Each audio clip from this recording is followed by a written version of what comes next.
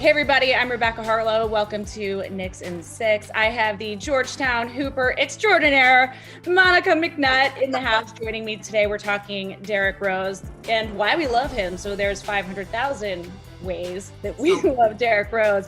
But Monica, I'm going to start with you. Well, immediately, my first thought is his huge heart. We all saw his reaction after Mitchell Robinson's injury, and none of us wanted to see it. But I love and appreciate that Derrick didn't shy away from it. I mean, it's sad, and we saw that. And he just has a huge heart for his teammates, his coaches, and for the game in general. It just speaks to his understanding of how tough the duration of an NBA season and an NBA career. And for a guy that's been in the league since 2008, he's seen so much. And you can really tell that he's been able to be seasoned and appreciative, and just his heart goes out to his teammates, and I love that about him. You know, going along with that heart theme, let's just go perseverance. Here's a guy who was a MVP of the league, the youngest ever at 22. A decade later, he's still here. I mean, he's been through 13 seasons, a ton of injuries. He's made a ton of money. He could have walked away from the game a really long time ago, but he's still here because he loves the game. He feels like he has more to prove. And then in that, he's changed his game so many different ways. Obviously, he's getting to the rack. That's what he did in the early days. But now he's worked on his three-point shooting, which, by the way, he says was a shot that he's had all along.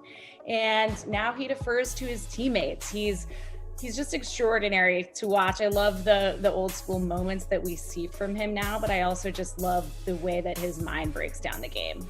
I completely agree with that, Rebecca. In fact, one of my points, I didn't quite know the word for it, but I would say his basketball IQ in terms of his body. You mentioned what he did early in his career, right? And then these injuries happen. And so often we see guys come back and they just want to be the same before the injuries. And I totally get that. But I think for him to grasp what his body is capable of now and how it best impacts this roster speaks to his basketball IQ, right? Like, he's such a student of the game. I love that he very rarely, I won't say never, but very rarely when I'm watching him do I feel like, oh, D Rose is doing too much. Like, he just makes smart basketball plays. It's simple. When he has the opportunity to explode and we get to see that flashback of that athleticism and speed, that's what we get. But to your point, he's willing and able to shoot this year as well. So I just love the way that he's so in touch with himself. I guess that's how I would sum it up. Yeah, 100%. I mean, you trust him when he's on the floor, and you trust him running the team, and you trust that he's going to make the right decision. And at the point guard spot for these young Knicks, I think that's huge. Okay, so another thing I love about Derrick Rose, he carries a medicine ball with him everywhere he goes. It's orange. And by the way, he's been doing this for the last decade. So in his younger years, it was green. Now it's orange. It's the same brand. And as the story goes, back in the day, he was working with a shooting coach. That was Ron Adams, who was with the Bulls at the time. Now he's with the Warriors.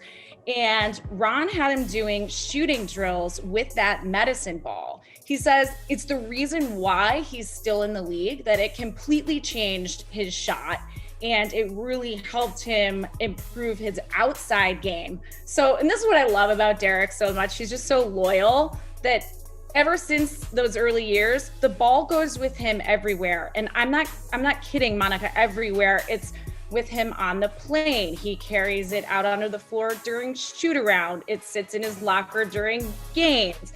And you just have to love that about Derrick Rose, that old habits die hard. All right, so we talked about his prowess at the point guard spot. I'm still here for his assist numbers, just over 4 a game this particular season. But to me, again, it speaks to his overall leadership and his vision. We know that he's, hand in hand with IQ, bringing the rookie along. But I think he still has the ability, like you said, to make plays and for you to trust him. So I still love to see Derrick work off that pick and roll or give me some of those flashy dishes from back in the day, or even if it's simple. They're just such smart basketball plays. So I appreciate his assist numbers.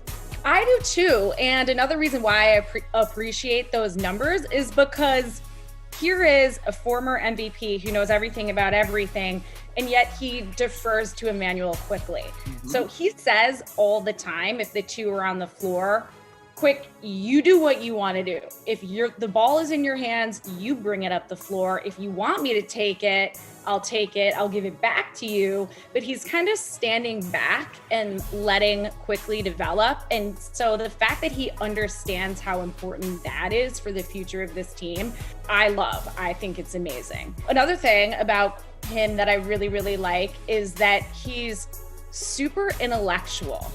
And the example that I would use there is during the COVID run that he just had, which completely knocked him out. He said he couldn't move. He was in bed. I mean, he was just down for the count.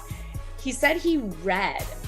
So that's what he did to keep his mind sharp, because he couldn't work out, and yet he couldn't stand the idea of not continuing to improve himself. One of his favorite quotes is by Fred Hampton, and it says, "If you dare to struggle, you dare to win. If you dare not to struggle, then damn it, you don't deserve to win." And Fred Hampton's done a lot of amazing things for our society, as you know, Monica, but I love that because to me, that really just embodies everything about Derrick Rose. That's such a great quote. Like, I now need to make sure you text me that so I can like lock that away as a quote for me to use. That's an incredible quote. And I love, literally, it embodies so much about him, Rebecca. That's awesome.